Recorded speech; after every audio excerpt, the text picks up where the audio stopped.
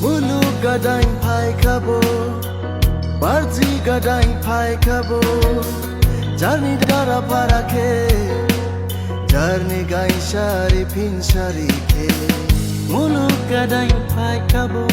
ये हम लोग का जो हाल ही में 27 नवंबर में जो असम कैबिनेट में जो रिकमेंड किया है कि जो 6 एडवांस एंड पॉपुलस कम्युनिटीज को शेड्यूल ट्राइब में इंक्लूड किया जाए, ये टोटली जो रिकमेंडेशन है इसको हम लोग खारिज करते हैं। और साथ ही साथ असम गवर्नमेंट से असम कैबिनेट में ये फिर से डिसीजन लिया जाए कि इसको रिजेक्ट किया जाए, ये हम लोग का मांग है। और साथ ही साथ इसको विड्रॉ किया जाए।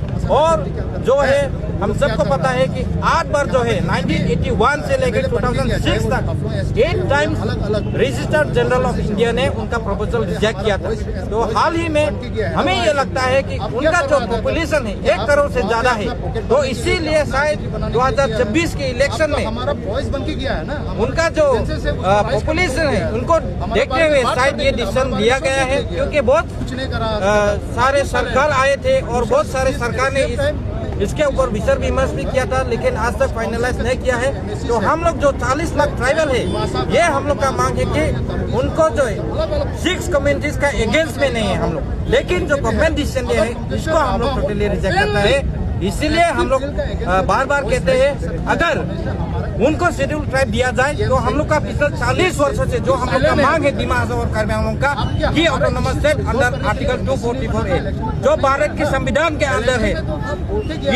इसको जल्द से जल्द कैबिनेट में डिसीजन लिया जाए, असम गवर्नमेंट इसको एनओसी दिया जाए और पार्लियामेंट में इसको पास करके हम लोग को ऑटोनोमस दिया जाए, तभी जाके उनका शेड्यूल ट्राइब जो है हम लोग इसको मानेंगे। ये हम लोग का ये एक मांग है, ये एक हम लोग का सोच है। और साथ ही साथ 2 नंबर में आप सबको मालूम है कि दिमा हसौ में कौन सा कैसा एक इंस्टीट्यूशन है जिसमें हम लोग को अच्छा पढ़ाई लिखाई करने को मिलता है। क्योंकि आप सब जानते हो कि ना यहाँ पे जो पिछले 13 सालों से जो 2012-13 में जो 22 पॉलिटेक्निक कॉलेज असम में सैंक्शन किया था, जो छोटोवापू में ऑलरेडी बन के रेडी है, उसको नॉन फंक्शनल करके हम लोगों को डिप्राइव किया जाता है। और साथ ही साथ मेडिकल कॉलेज भी अनाउंसमेंट किया था, एग्रीकल्चर, हॉर्टिकल्चर, लॉ कॉलेज तक भी हम लोग को अनाउंस किया जाता है, लेकिन उसको फुलफिल नहीं किया जाता है। तो ये भेदभाव क्यों, ये स्टेप मदरली ट्रीटमेंट हम लोग को ऊपर क्यों किया जाता है। और 3 नंबर पॉइंट जो है हम लोग को ये जो हम लोग का ये एजिटेशन जो है ये तो बस शुरुआत है।